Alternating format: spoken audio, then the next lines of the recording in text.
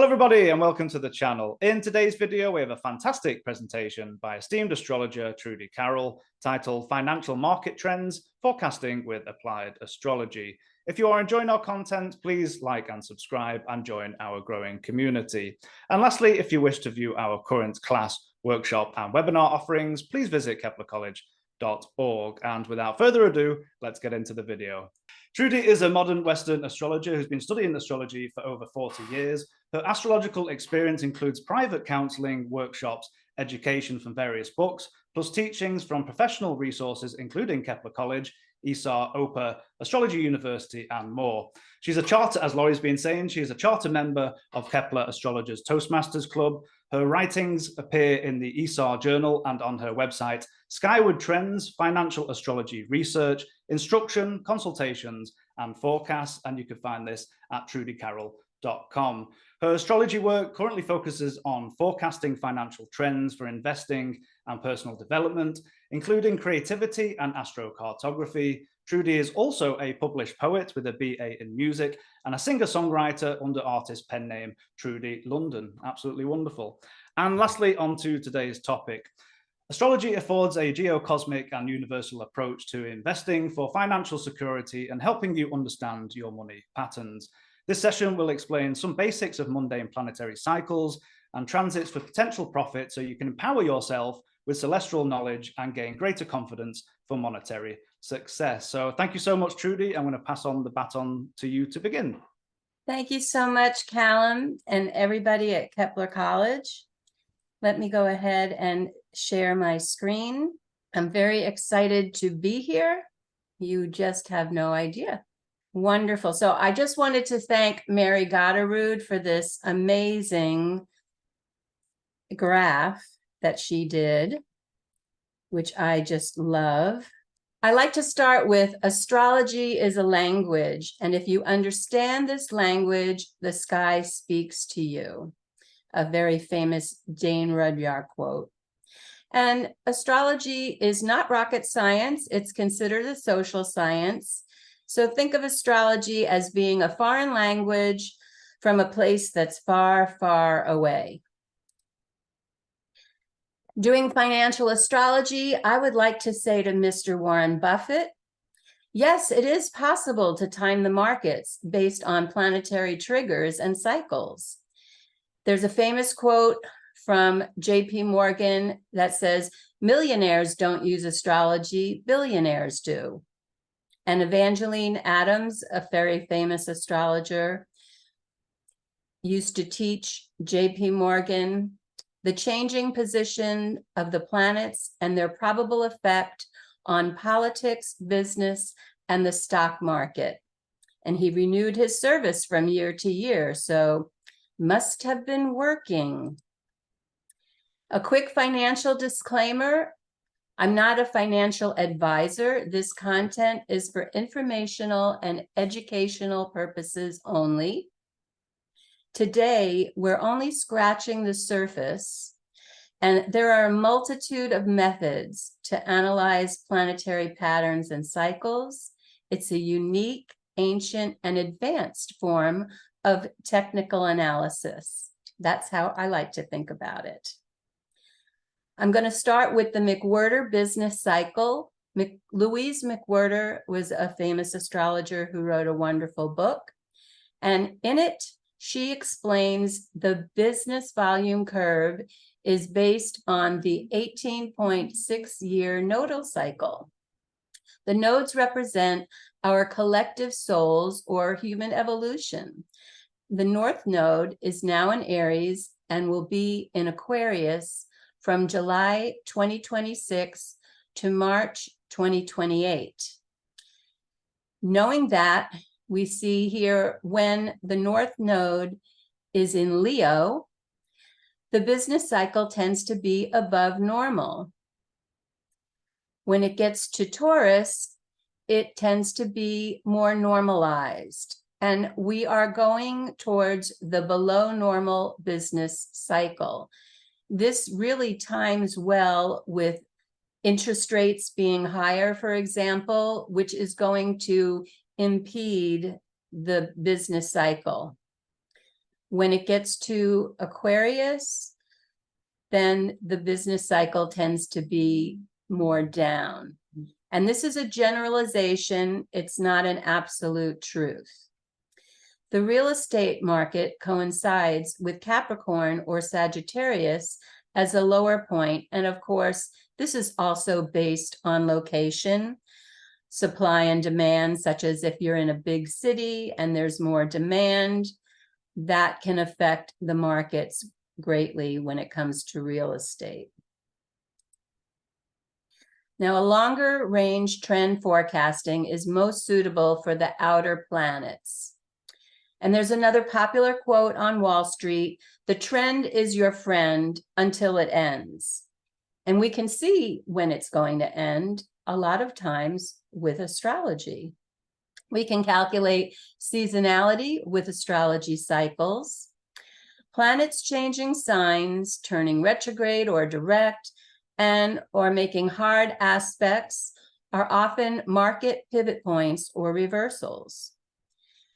We include the planets, the north and south nodes, plus Chiron in the above analysis. Other dwarf planets and asteroids can also add nuance. And some astrologers also use Uranian astrology, adding hypothetical planets to forecast stock market activity. And in Uranian astrology, they use a 90-degree wheel, which, to be honest, I still haven't quite gotten the hang of. Planets as financial symbols. We look to the sun as the life force of a stock or index, leaders of the stock or government, and it triggers events and represents gold. The moon represents investor emotions and sentiment, day or swing fluctuations for trading, and silver. Mercury represents commerce, trading and investing in itself, transportation and communication. Venus represents banking, finance, currencies, beauty, fashion, art, copper. Mars is military defense, weapons, mining, sports, steel and iron. Jupiter is long-distance travel, such as airlines, law, education, advertising, sales, and religion. Saturn represents governments, corporations, infrastructure, builders, and lead. Uranus represents technology, anything digital, cryptocurrencies, electronics, and automotive. Neptune represents oil, diesel, liquid natural gas or LNG, beverages of all kinds, drugs, film, music, and it can also denote inflation. And Pluto represents all energy resources. It's the power planet. And it also includes waste management, debt, and insurance. And of course, this is just a short list. It's not an all-inclusive list.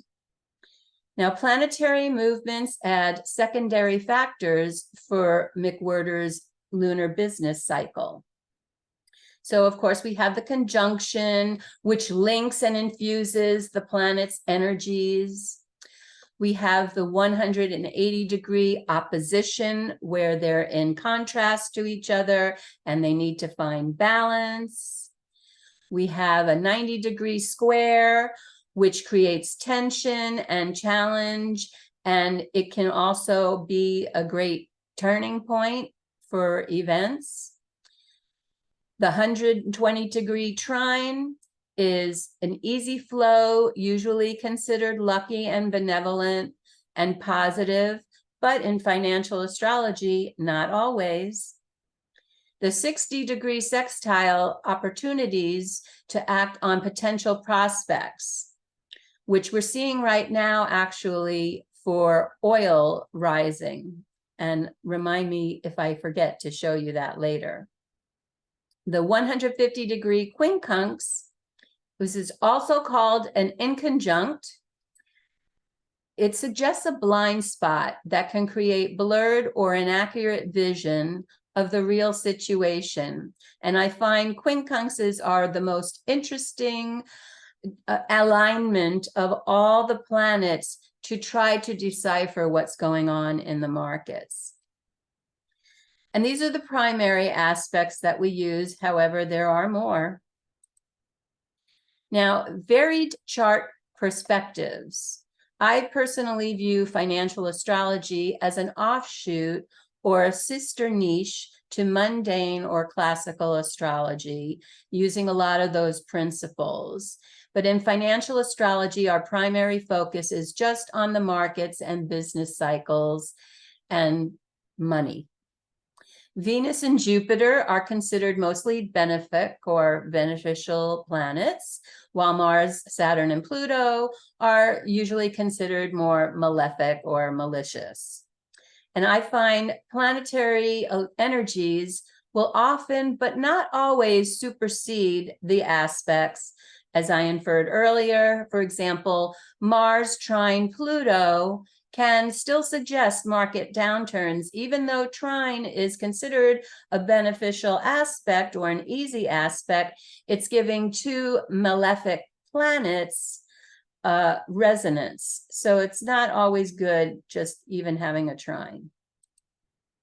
More advanced perspectives are geocentric, which is from Earth to sky, which is what I use most, from human eye to the sky, so to speak.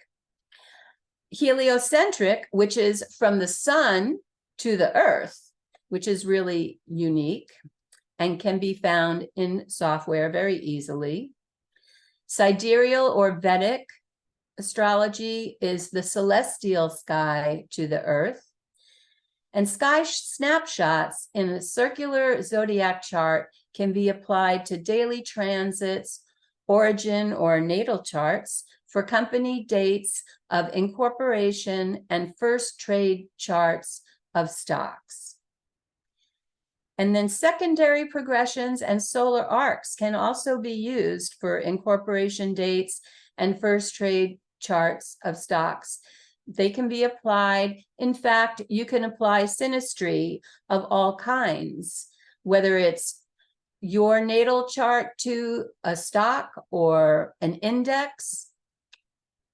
There's a lot you can do with analyzing via astrology.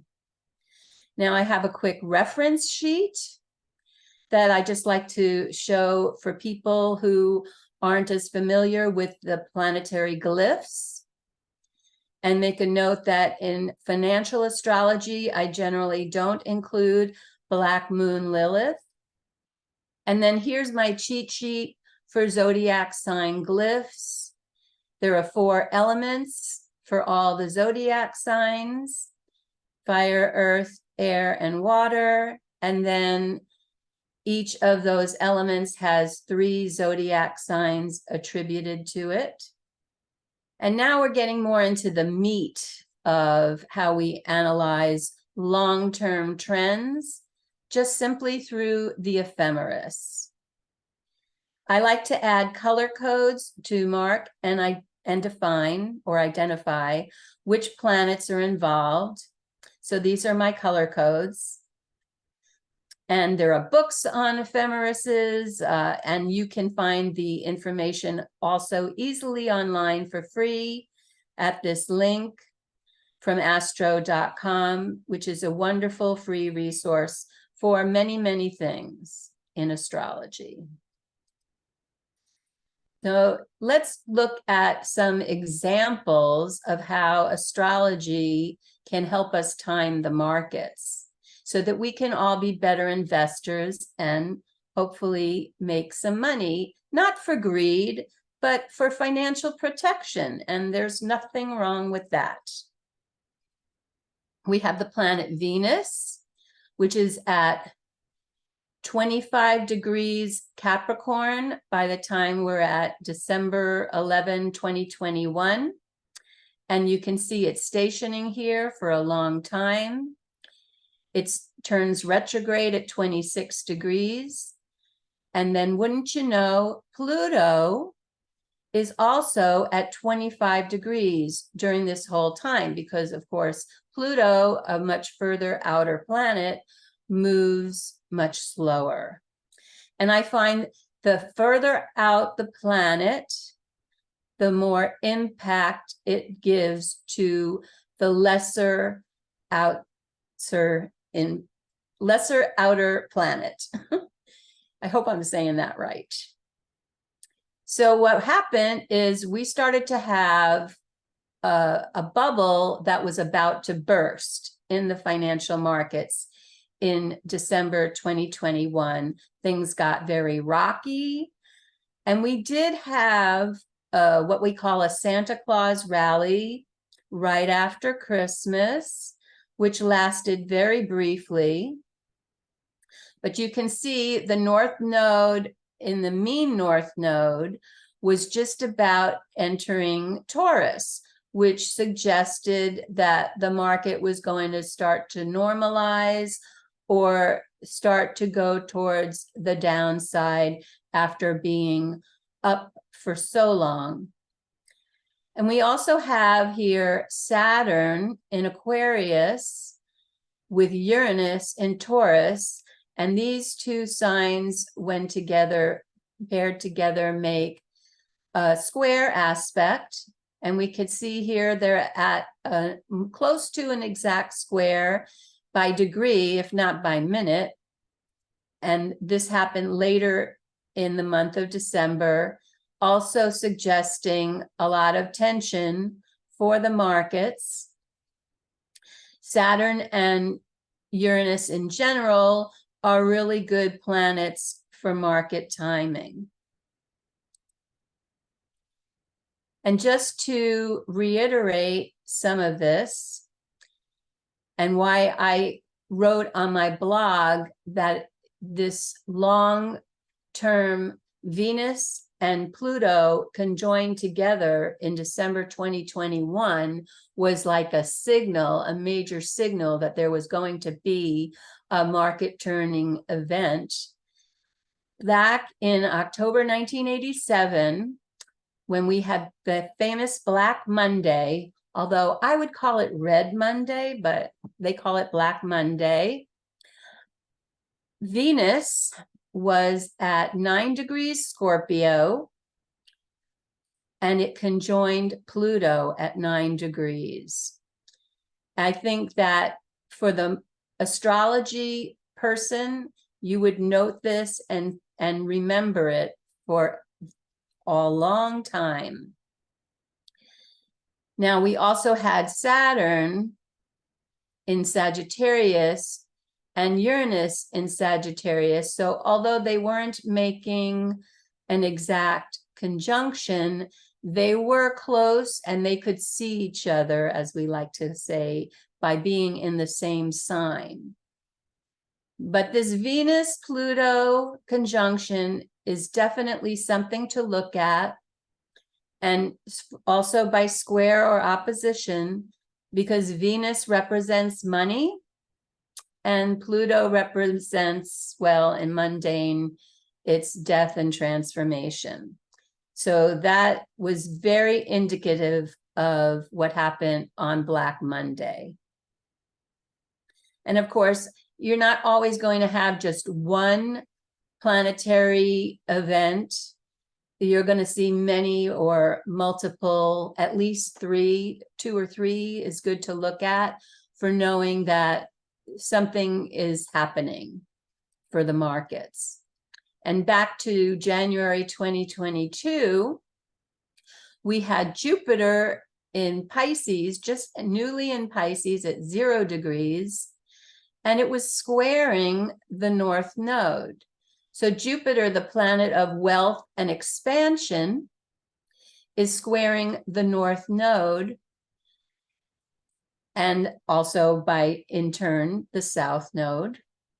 And that's another tense aspect. And as they each switched the degrees, because of course the nodes turn in a retrograde motion at all times, they actually initiated what turned into a bear market, or at least we could time it that way. It was certainly an influence. It created a lot of tension between wealth and the collective.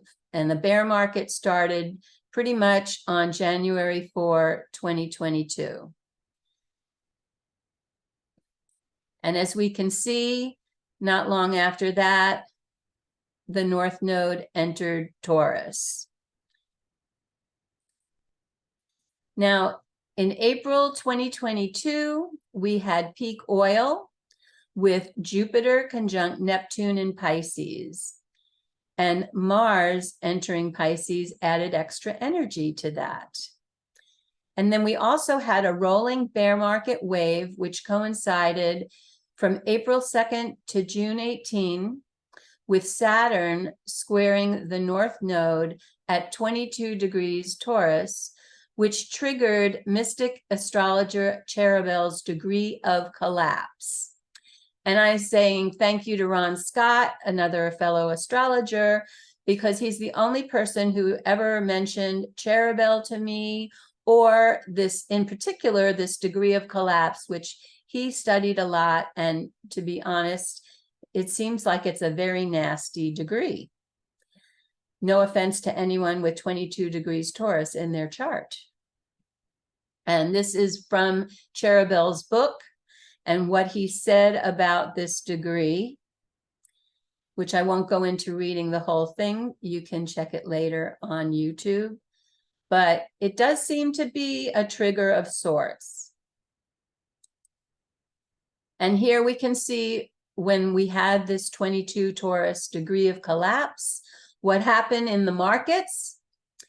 We had, markets had been up and they started to go way down till June 18. So let's remember June 18. They did try to pop up a little bit here in late May to beginning of June, but they continued down till June 18. Now, currently, we've had Uranus at 22 degrees Taurus, starting in July 7, and then till August 14, and then with the retrograde of Uranus, from September 12 to October 21, we'll have Uranus at 22 degrees. So the markets have started to get very tricky. They were going up earlier this year, but they have become much more tricky. So I'm going to show you April 22, how we had Jupiter at 23 to 24 degrees Pisces and Neptune at 23 to 24 degrees Pisces. So this is when we had the peak oil, when oil prices were at their highest and we were all like, oh my gosh, it's so high, it's so expensive to buy gas. And Mars entered Pisces, and it was just a really, really big deal because these two planets represent oil and gas, and Jupiter expands what it touches. And then, of course, at the same time, we had the North Node entering 22 degrees Taurus, and Saturn was squaring it in Aquarius. And I think it was this square of Saturn, which is a planet that restricts and limits, and it can be a more challenging transit and planet when it's in a square to any other planet or the North Node, South Node. So we see how the North Node was stationing at 22 degrees Taurus for a very long time. And in fact, some astrologers call this a moon wobble, although I think it's more easy to say it as a lunar wobble because it's the lunar node that is stationing. And this happens when whenever the node, either node, north or south, are within 30 degrees of the sun. So you can see here that the sun is at 0 Taurus. So we're having this stationing degree. Now, here we go again with Saturn still in a square aspect to the north node and south node, although it's not exact at 22 degrees for Saturn. It's within 3 degrees. We call that within an orbit or orb. So it's within a 3-degree orb for a square aspect. And that's tight enough to still be affecting some change, as we saw. And then precisely on June 18, the North Node ends its run in 22 degrees Taurus, and the market lifted right after that on the following Monday, which I just find so amazing. Now, moving closer to more recent history, we've got for March 2023, a lot of stuff was going on, and the markets reflected this very much with a lot of choppiness and confusion. We had Pluto entering Aquarius, leaving Capricorn, albeit briefly. And we had Saturn entering Pisces. So whenever a planet, especially an outer planet, is changing signs, it really is a big energy shift. And we'll see some sort of energy shift in the markets. We also had Mars in Gemini at that point squaring Neptune. And so therefore we had not so bad oil prices and gas prices. By this time, they had lowered considerably, which was a plus for us. But it also contributed to market turmoil. Now, more recently, in August, we see Uranus at 22 degrees Taurus. And apparently, for this degree, you need more than just the planet going through the degree or being on the degree. You really need a trigger, because not too much had happened in the markets to upset the markets until right about when Venus, the planet of money, reached 22 degrees Leo, 22 Leo, and then it squared Uranus. And this sort of set off a trigger for that degree of collapse. And we also had a lot of confusion and market choppiness when Mercury turned retrograde at 21 degrees Virgo. And then, of course, Uranus turned retrograde at 23 Taurus.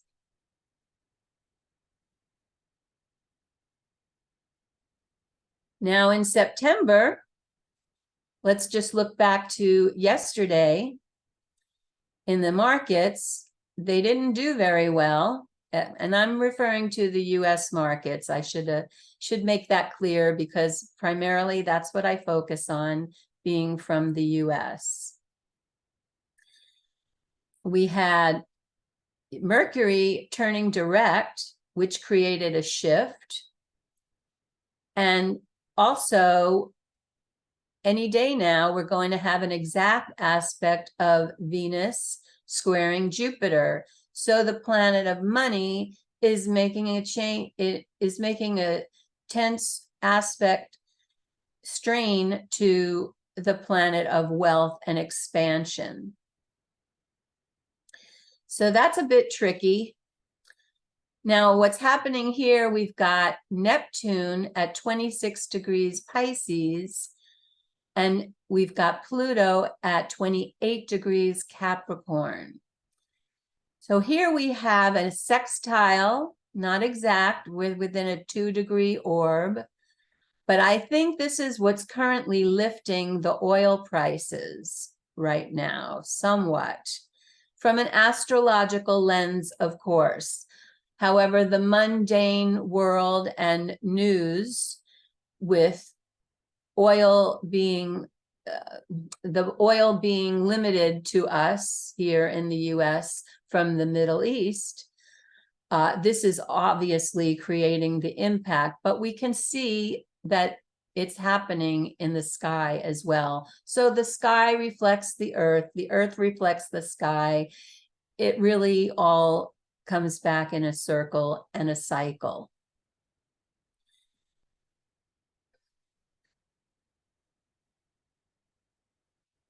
Now, into October, here's a heads up. I have a lot of clients who are really interested in this, so I'm going to point this out especially.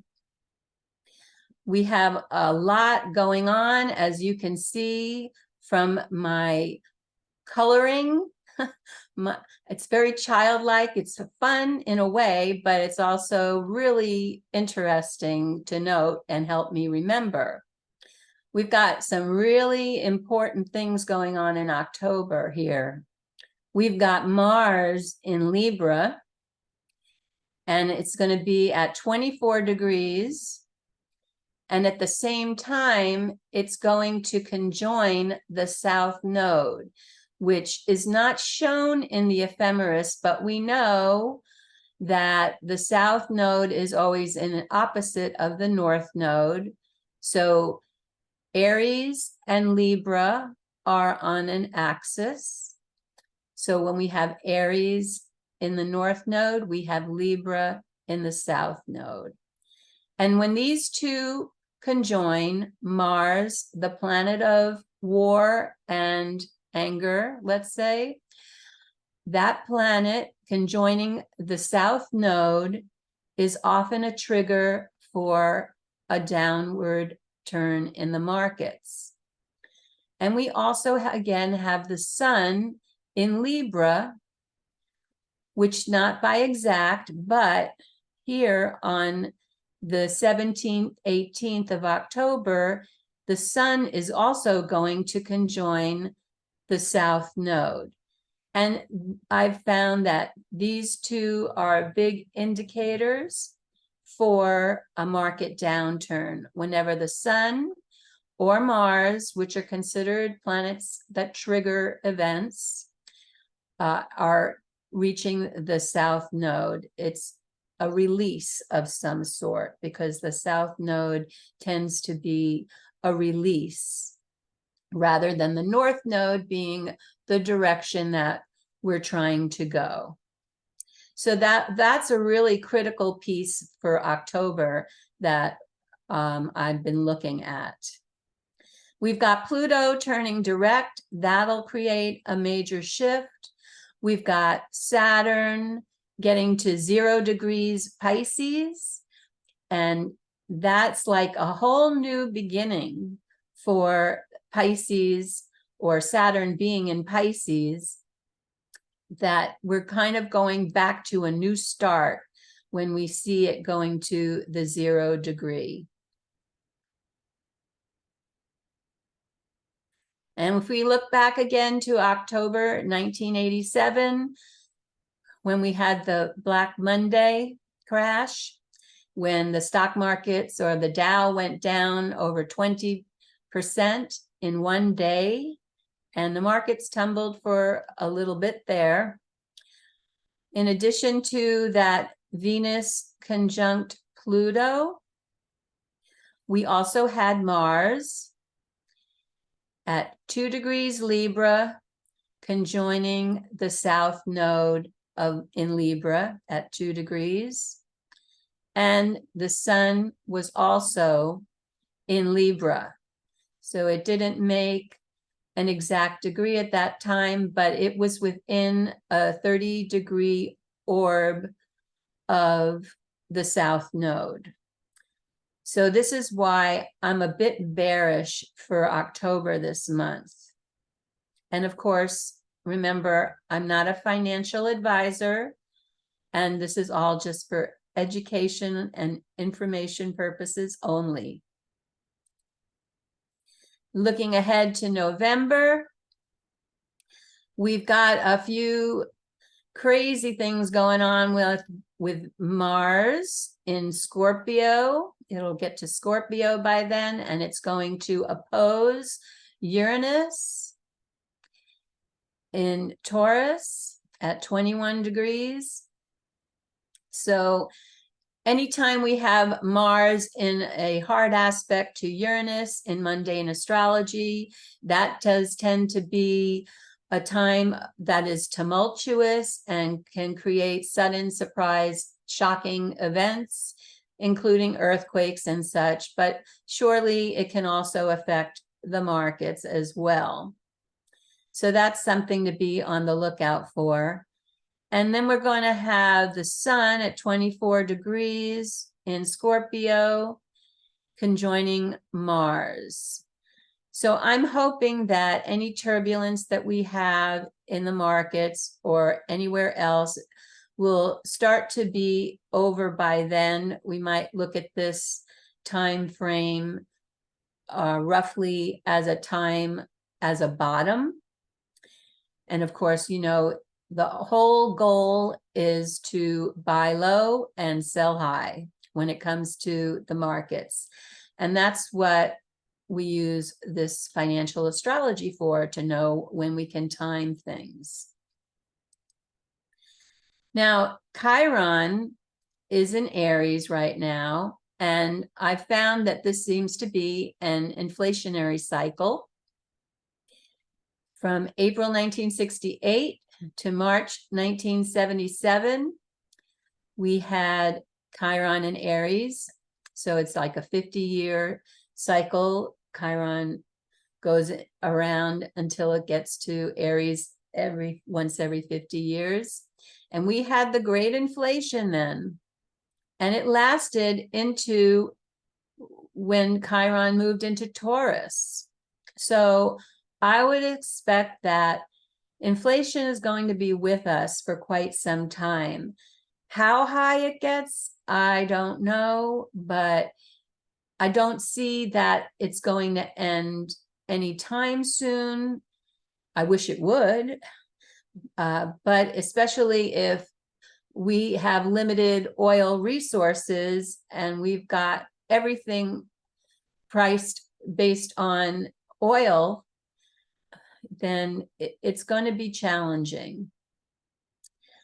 Forbes investment editor says the period of history that rhymes the most with the current period is the late 1970s to the early 1980s. And so we can attribute this, I think, to Chiron in Aries.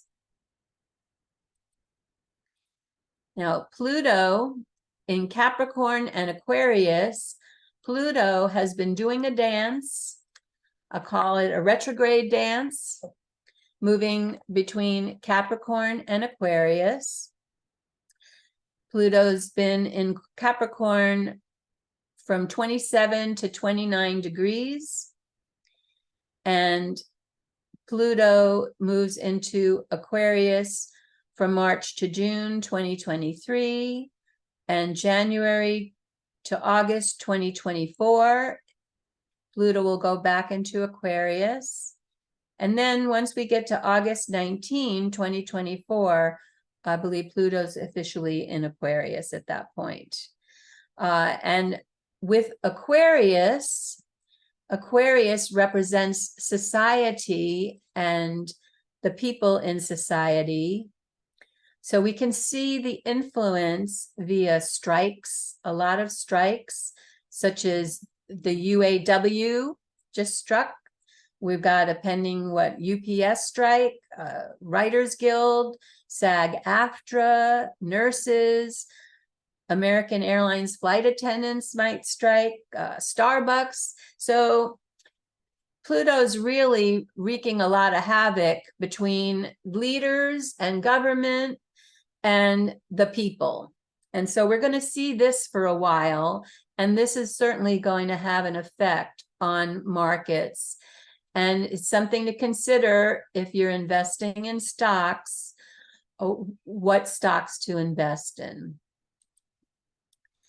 And here we have Pluto in Capricorn and Aquarius sector spotlights. So again, we've got planet Pluto's power, atomic energy sources, underground mining, insurance and bond markets, recycling and waste management, Pluto in Capricorn and what it represents for sectors, and then Pluto in Aquarius, where we're moving towards very soon, is going to be technologies, aeronautics, aviation, electrical, electronics, automotive, manufacturing, inventions, AI, artificial intelligence, and robotics. So this is going to be the future, in my opinion, of where investments are going. And of course, we've seen this recently with the markets being extremely good most of this year. And a lot of this has to do with the excitement about AI.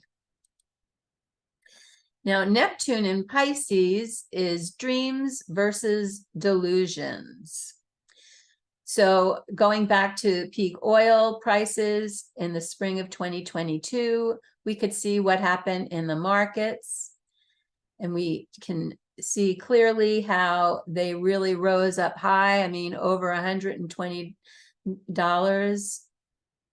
for the WTI. That was a lot. I don't expect it's going to go quite that high again. It could potentially go to roughly 100, I would say.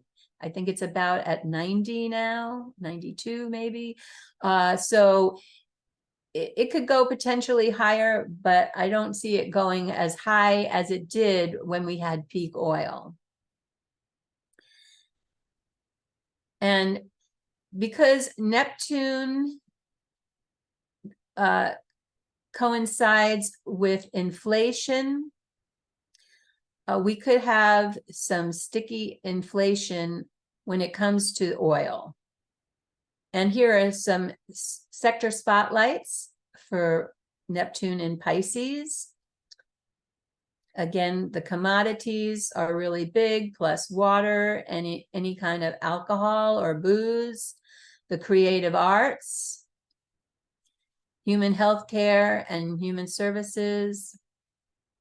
And then the next outer planet we can look at is Uranus in Taurus, which has been all about financial surprises and technology wonders in finance, which we're now finding with the digital currency that the banks and the Federal Reserve Bank are coming out with, such as FedNow. So we're having a lot of surprises and changes coming up in finance with Uranus in Taurus. And this is an 84-year cycle.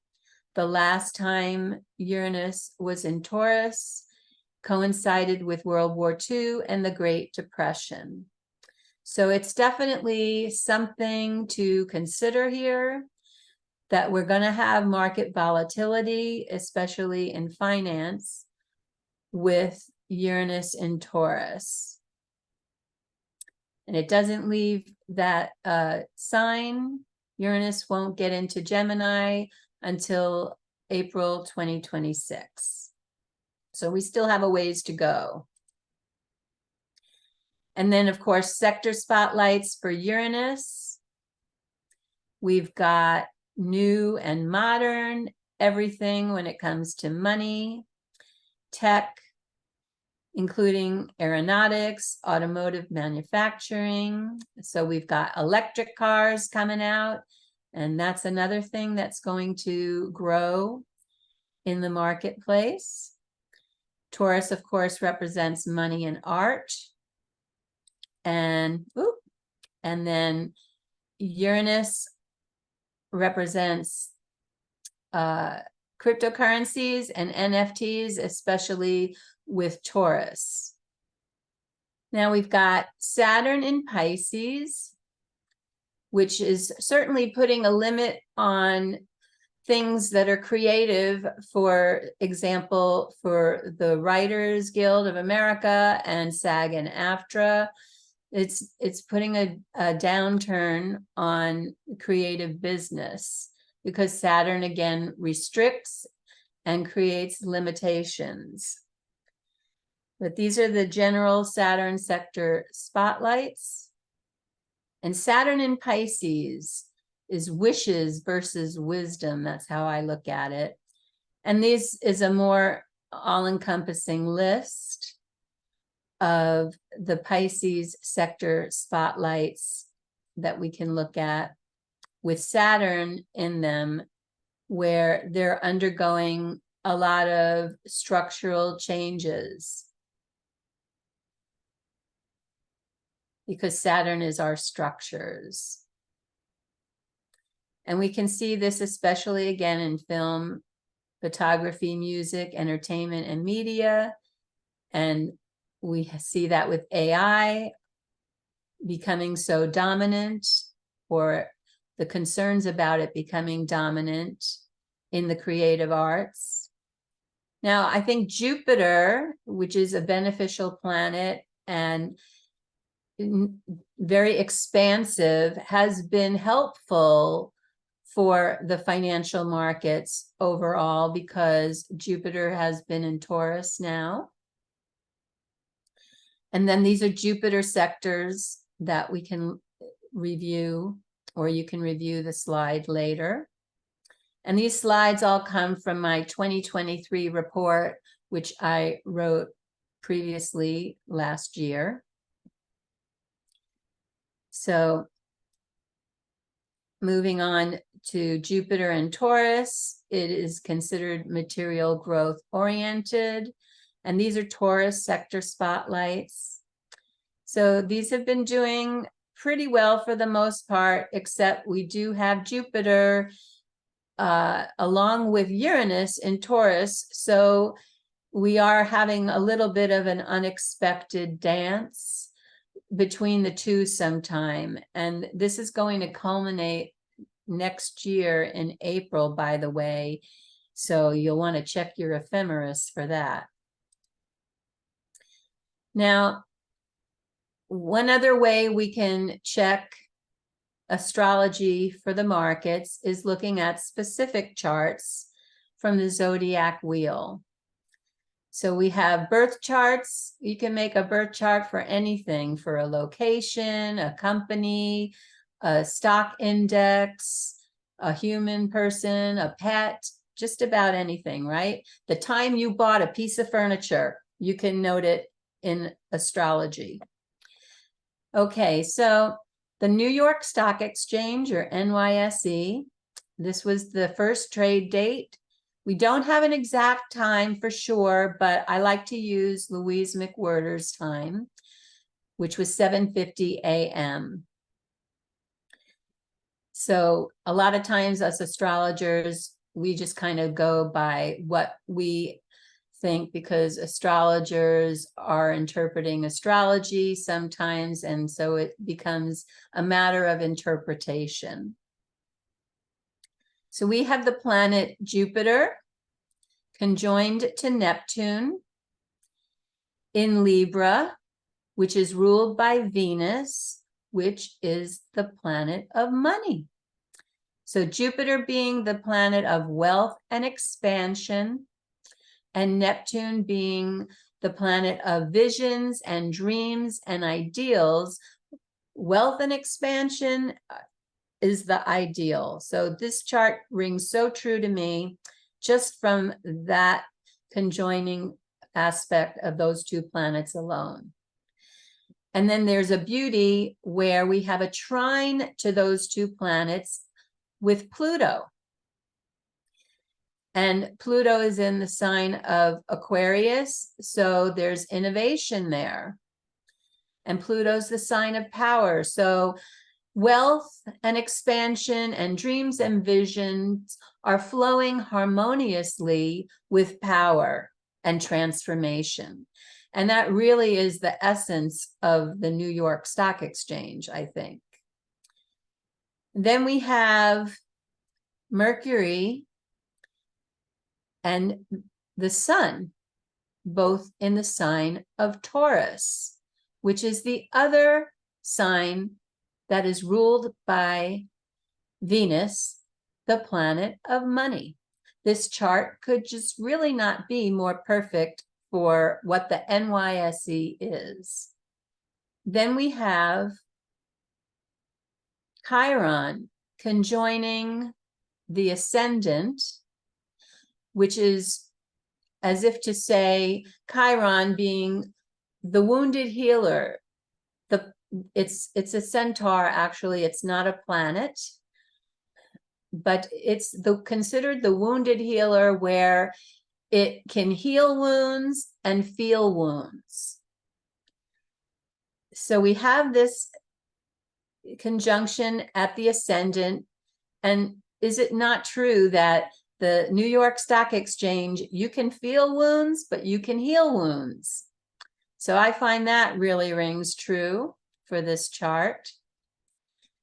And another thing that Louise McWhirter looks at a lot when she is analyzing the astrology for markets and market trends is the planetary rulers of the signs of the 10th house cusp, which is also called the midheaven point, or MC.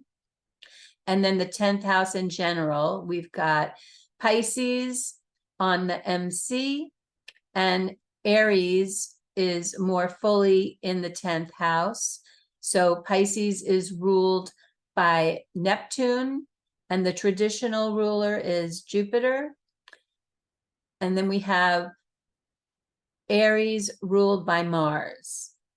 So it's really good to look at the planets Neptune, Mars, and even Jupiter, and what is happening with those planets in transit positions to see what might happen with the New York Stock Exchange.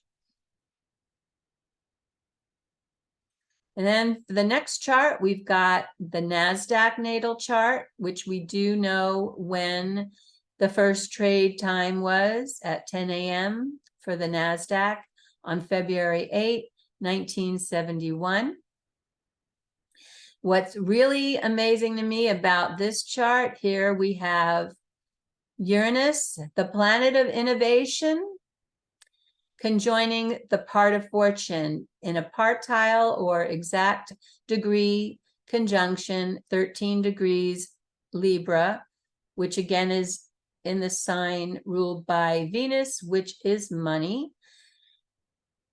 And Uranus being innovation and technology, being conjoined with the part of fortune, which is fated events. So that really rings true for this chart, representing what the NASDAQ is. And we also have Jupiter conjoining Neptune, and this time in Sagittarius, which is more adventurous, and the NASDAQ is the index for all stocks that are considered growth-oriented, innovation-type stocks, more innovative companies, and very technology-oriented companies. And we have a loose conjunction to these two with Mars as well, giving added energy to this impetus for the NASDAQ. So there's always a lot of movement going on with the NASDAQ. We have Mercury, the planet of trade and communication, in the sign Aquarius, ruled by Uranus. So again, we've got the trade being all about Uranus type stocks, innovation, technology, and we have the sun conjunct the North Node, the direction we're supposed to go in, also in the sign of Aquarius, ruled again by Uranus. So this chart really, really fits and ties into what the NASDAQ is all about. And what's really blessed with this chart, I think, even though Uranus can be considered wild sometimes and really out of the box, the 10th house cusp is ruled by Saturn, being in the sign of Capricorn. The MC is ruled by Saturn. So it does have some stability and grounding to it. And I just really appreciate that, because I tend to be a bit Aquarian myself. Aquarius is good in my own natal chart. And of course, you can certainly do a synastry chart between your own natal chart and say the NASDAQ or the NYSE or any other stock chart. You can use a first trade chart for a stock or the date of incorporation of the company. That's something to consider whenever you're doing the astrology analysis. Now, Warren Buffett, we've got his natal chart, which is really fascinating. We have the planet Jupiter conjoined to Pluto, and it's close in the sign of Cancer, which is all about security and comfort. Now, security, well, Warren Buffett, you know, he's a buy and hold kind of investor. He doesn't do this day trading and shifting around of his investments very often. So he's really a buy and hold guy, and this really reflects it with Jupiter, the planet of wealth and expansion, being able to have power and transform. And he is really known for the partnerships that he's created in business. So this is in the 7th house of partners. So that really fits. And then he has the sun conjoining Neptune, which is also in Virgo. So that gives him a practicality when it comes to his own soul and life force and sense of purpose, having vision. So he's a real practical kind of investor as well. He has Mercury on the MC in the sign of Libra, which is ruled again by Venus, the planet of money. So his trading is all about money. His Mercury is about trading.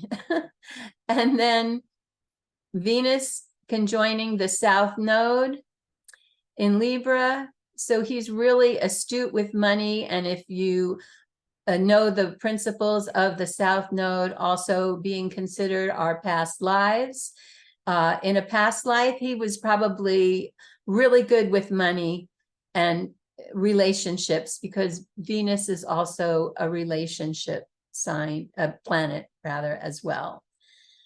So he has quite a lot going on there that reflect who he is and his potential for being a phenomenal investor. And then lastly, we'll look at Bill Gates and his natal chart. And again, wouldn't you know, he has Jupiter conjunct Pluto. And this time it's in Leo, in the 2nd house of our skills and how we earn our money. So he earns his money expanding and transforming with a little bit more fire, because Leo is a fire sign. And he relates to the people. The moon represents the public and public sentiment, certainly a lot with what he's created with his company, Microsoft. And he, like, along with Warren Buffett, has a sun conjoining Neptune.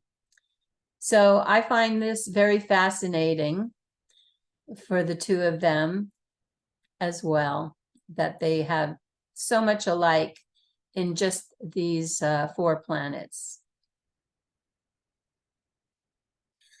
So here's my resources that you can check out that I used in the webinar. The Financial Astrology book, McWhirter Theory of Stock Market Forecasting by Louise McWhirter, and the book The Degrees of the Zodiac Symbolized by Cherubel. And in case you're a W.D. Gann fan, that book is also on the wdgann.com website. W.D. Gann was a very famous, noteworthy investor who used secret type of tricks, you could say, but really a lot of it was based on astrology. And then the free Swiss ephemeris to find information. And the circular charts, I just used the last 4 ones. They were calculated with Luna astrology software. If you like those, I really love the design of Luna.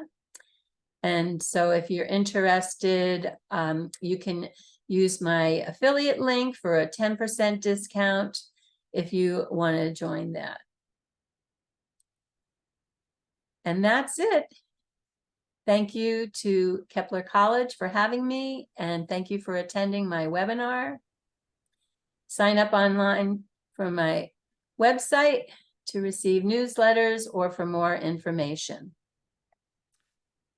Thank you so much, Trudy, for such a wonderfully informative presentation with some great invaluable information. Thank you so much. We've got so many hearts and claps coming through, so I don't know if you can see that floating on the screen.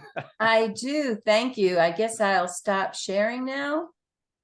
That's great. That's great. So do you have time for some questions? I knew this would be a topic that would have a lot of questions. I do. Okie dokie. Well, we've got quite a few, so I apologize in advance if we don't get to all of them, but let's spend a little time looking through them. So let's go in a chronological order. I know you're focusing more on the United States, but if you have any ideas about the housing market in the United Kingdom, my neck of the woods? That's a good question. I really don't, other than to say that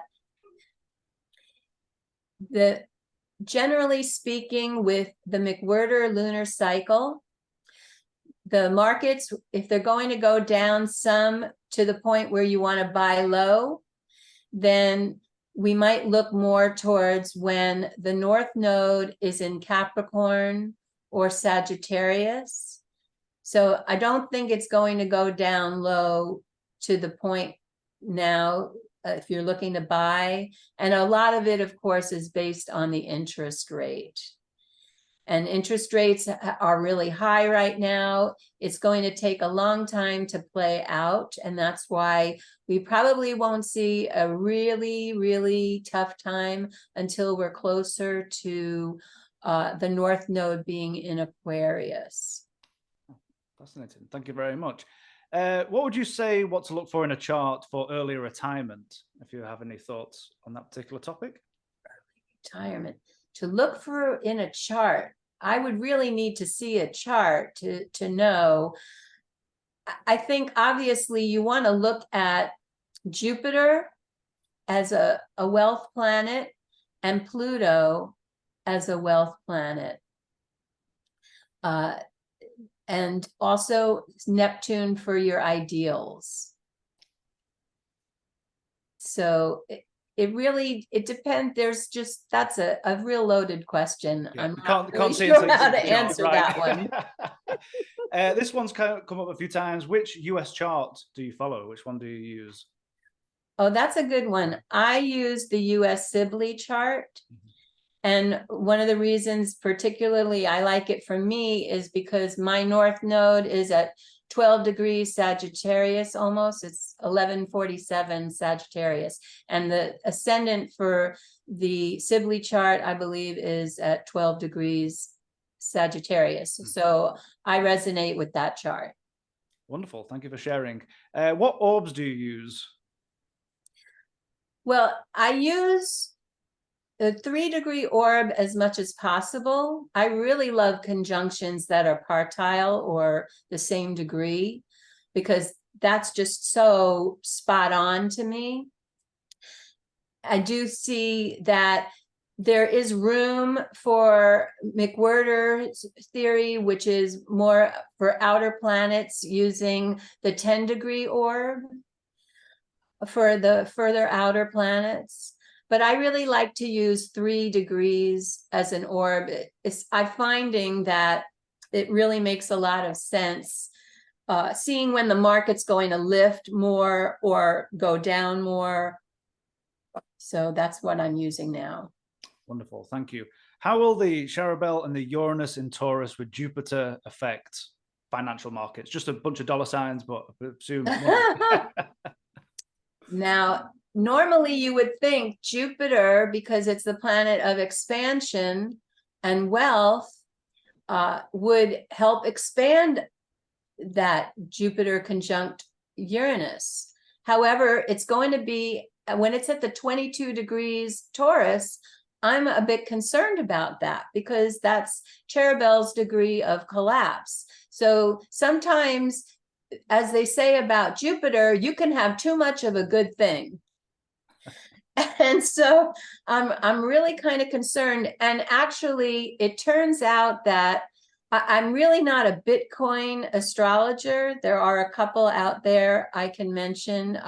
Robert Weinstein, aka Cryptodamus, and also William Stickevers. They really specialize in Bitcoin. I don't. But I would say that that is a time when we're supposed to have Bitcoin, I should say, is going to have HALVE.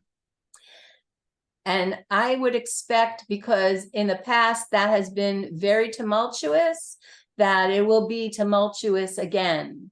And it's just very unusual that right around that time period, Bitcoin is going to have, or have a halving. That's an excellent point. Does it matter when Jupiter is on a world point? I'm sure it very well could. I don't really follow things that way, but I'm sure it very well could. I really mostly follow the transits, just from a general trend perspective of the financial markets, and to see like if there's going to be a trine or a square, or just the major aspects that I mentioned earlier. Wonderful. What does the gray shading mean? I think this refers back to the charts you, with excellent highlights, by the way, on some of those charts. Talking about the gray shading, I think here. The gray is for Saturn, just I think they're referring to the ephemeris charts, maybe. And so that would be Saturn, the planet Saturn. Okay, wonderful. I think you touched on this before, but what's the importance of nodes in financial markets? Should we consider when we observe fluctuations and market trends? Definitely, the nodes represent a human collective. And so therefore, that tends to be an overall encompassing type of energy that we're going through. So for example, I noticed that when we had the North Node in Gemini, that's when we had the pandemic. I won't say the word, but that's when we had the pandemic, when the North Node was in Gemini. And it started to abate and get much better by the time we got the North Node in Taurus. And then, of course, things really became more about finance and money. And then that's when the markets kind of got roiled. So the nodes are very important in any kind of astrology, mundane or financial. Wonderful, thank you. Good question here. Within financial astrology, how do you work with essential dignities and debilities of the planets? Or are you mainly concerned with the planetary aspects? I'm not a traditional astrologer. I'm a modern astrologer. but I'm sure that you could use those as well in your technique. My technique is pretty simple, just based on the transits of the planets and their aspects that they're making, as to creating, let's say, a jolt in the system. Wonderful. Thank you. Talking about eclipses here, the eclipse of October 14th, which was the Saros 7th South in Ceres, a lot of alliteration there, Ceres, that goes back to 1987. Is this eclipse play a part in the market? Does this eclipse play a part in the market? I haven't studied the eclipses, but it's going to be interesting to find out, because, you know, we do have those similar transits of the Sun and Mars being in Libra conjoining the South Node. So it's really going to be interesting to see what happens then. I mean, I'm not going to make predictions, but I would say, based on the astrology, I'm bearish. A great question on the Saros series. Mm-hmm. What do you think of Jupiter, Uranus hitting natal Jupiter and squaring the nodal axis? Say that again? What do you think? Yeah, I was trying to work that out. What do you think of the Jupiter, Uranus hitting natal Jupiter and squaring the nodal axis? Jupiter squaring the nodal axis. Well, when that happened, as I showed with when Jupiter entered Pisces and it squared Gemini, that was a trigger for a downturn. So it's a square, and generally squares create tension. Squares are a challenge. Squares are like a turning point. So the market had been in a bubble, and then poof. There it went. There it went. How would you interpret Saturn conjunct the Sun in Pisces for real estate investment? Oh, that's an interesting one. So now, are you referring to the Sun or your Sun? Your natal Sun or Saturn? I think they're referring to their own. It's quite a lengthy question. So is it opportunity or misfortune with Saturn in Pisces, retrograde and moving direct, conjunct my natal Sun? Yeah, I shouldn't be reading out the natal ones, but I've already started. Have been trying to buy properties and still not successful. So I guess it's a personal one. So it's definitely a time for wanting to structure something. I'm going to be coming up with that myself soon, by the way. But yeah, it's definitely a time for wanting to structure your whole self, your purpose, your whole life purpose, and not just real estate. I think a lot has to do with the house that this is happening in, and also any other aspects or the transits that you're having, because you have to consider the whole sky. It's not just like one thing. You really need to consider the whole sky and your progressions, all of it, you know, to really look deep and to know what kind of a move to make. But for right now, if she's looking right now, obviously the prices are high. Housing prices are high, interest rates are high. So it's a really challenging time right now. It's actually very unusual for the housing market right now. And I really think that could have a lot to do with Uranus being in Taurus. Wonderful, thank you. What use or not do you make of parallels or contraparallels? Do you use the declinations? I don't. Okay. It's just, I try to keep it simple. I kiss. Keep it simple. Wonderful. Okay, we'll try and get a few more here. The NYSE chart, what would you say about the Saturn opposite to Neptune, to Jupiter and Neptune? I didn't notice that, but that's definitely a balancing act for the NYSE.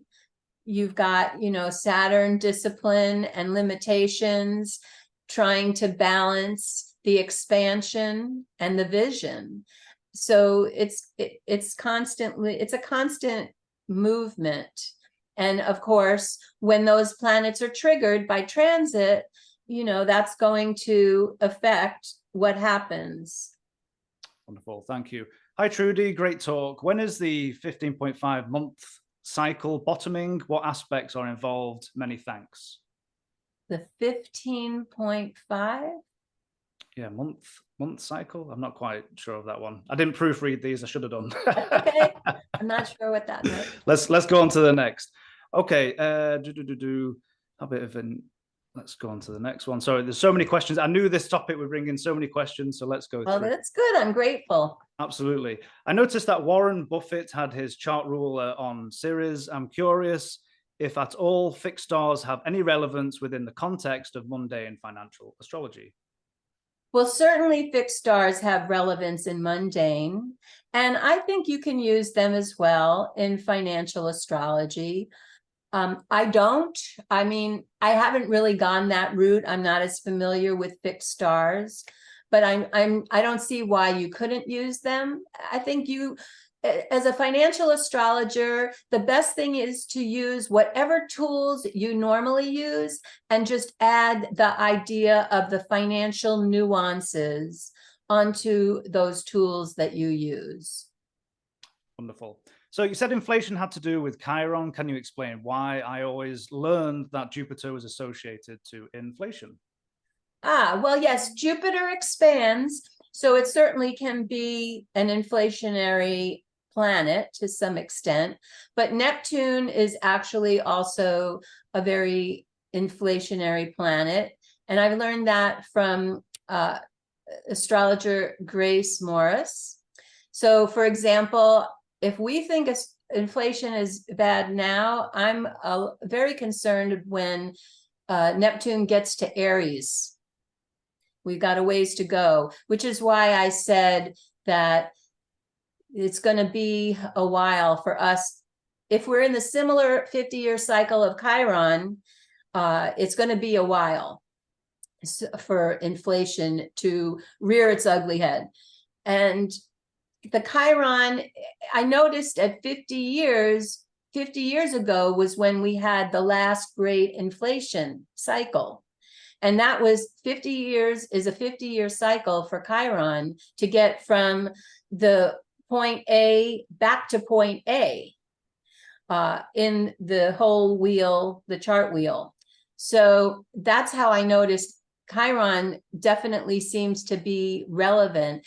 And I have seen that when Chiron is making aspects to certain planets throughout the year, what have you, that can influence, for example, news about inflation as well. So this is another point to the astrology that it will coincide a lot of times when we have these transits to what's happening in the financial news. Fascinating. Thank you. So which, in your opinion, is more accurate for financial prediction? Someone's birth chart or progressed chart, for example? Well, I always look at the birth chart first because that's your natal promise.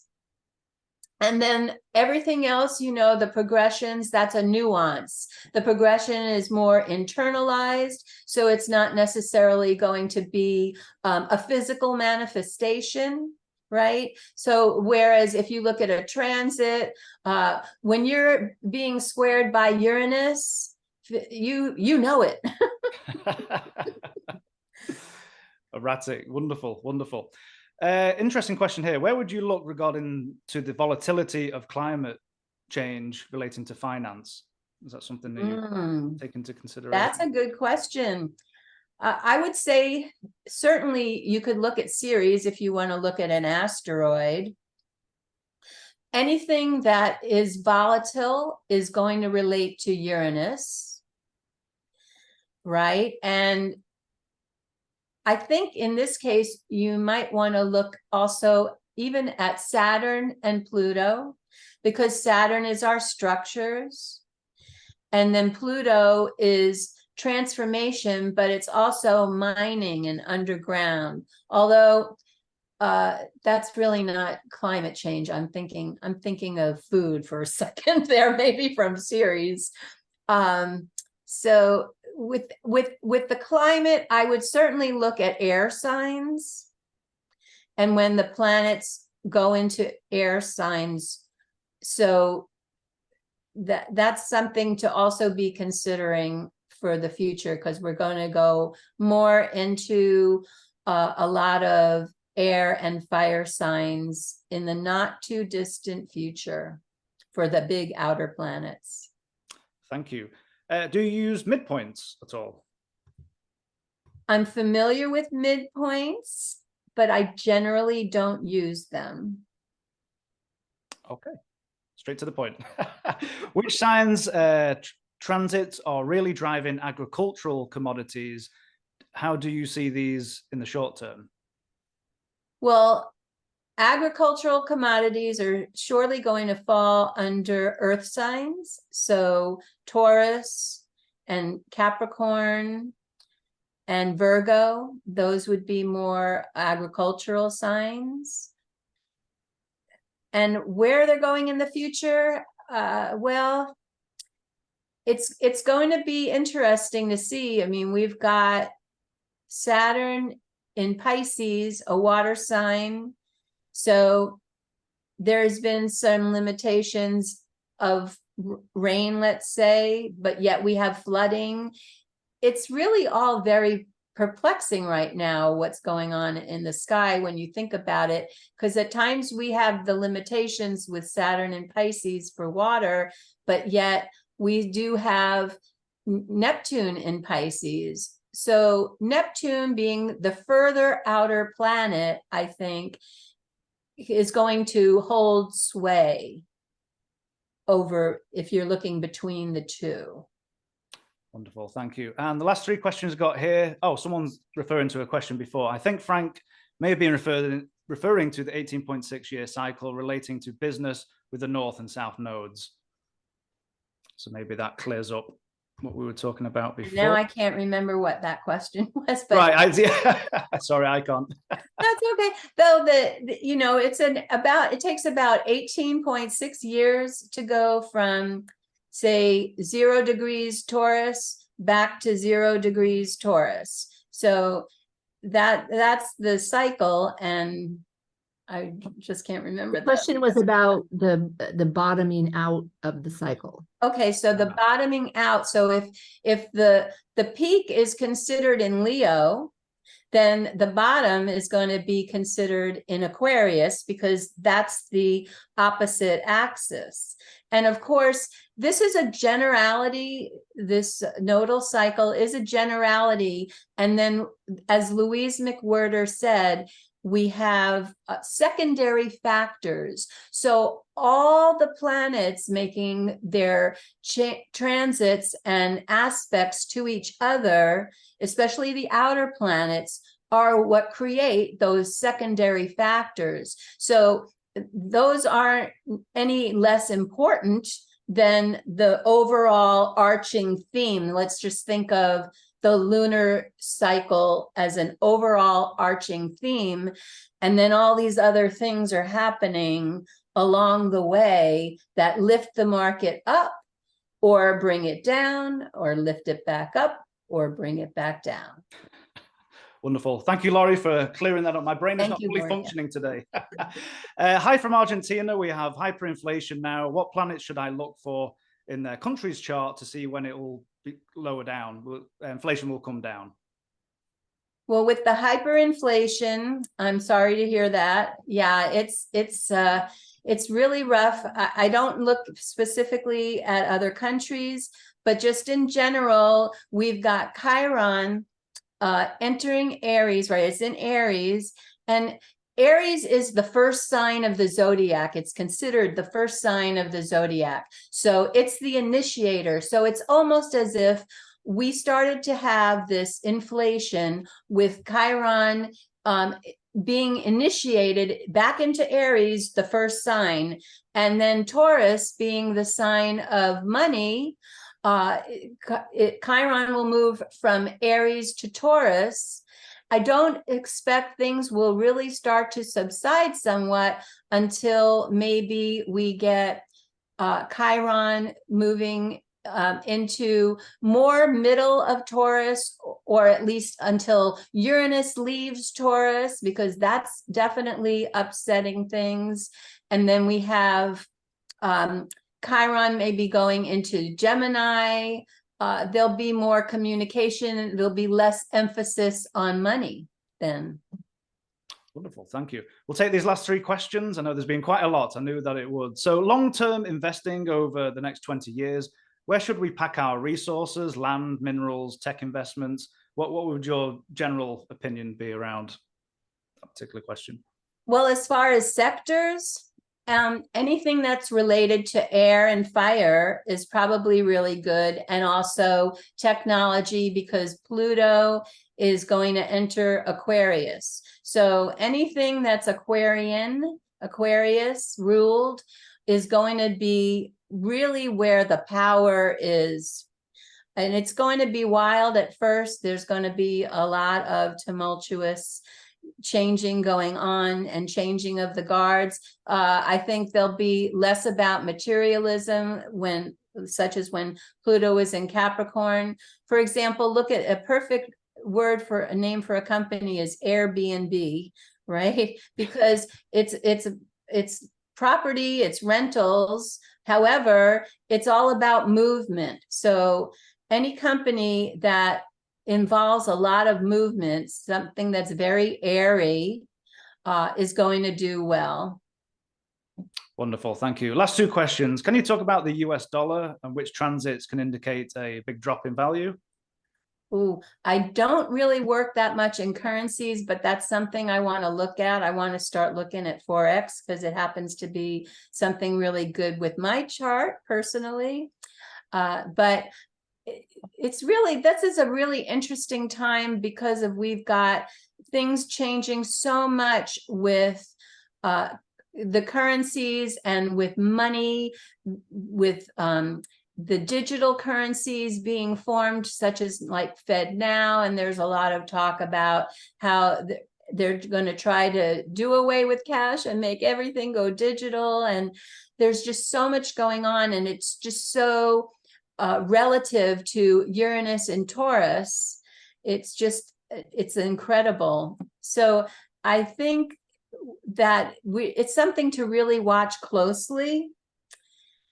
I couldn't say what will happen from one currency to the next as far as which one's going to win out. Of course, we have the BRICS coming on board, and they're trying to overtake the US dollar, and we'll just see where that goes. I haven't looked that far ahead yet. Interesting times ahead. Okay, last question for the day. If you are going to advise us about one particular book in financial astrology, which one would that be? One book? That would definitely be Louise McWhirter's book that I mentioned in the webinar. I think that's an amazing start to the book, amazing book to start with. Wonderful. Thank you so much. And I apologize if we didn't get to every question. We knew these would bring a lot of questions up today. So again, thank you so much, Trudy. And on behalf of Kepler College, thank you for this wonderful presentation. Just to reiterate, everybody, this will be up on our YouTube channel in the next couple of days. If you want to rewatch, a lot of great information in there, which I intend to pause on a few slides myself and make some notes.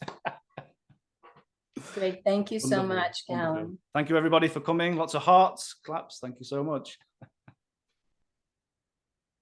Thanks, everyone. Thank you. Bye-bye.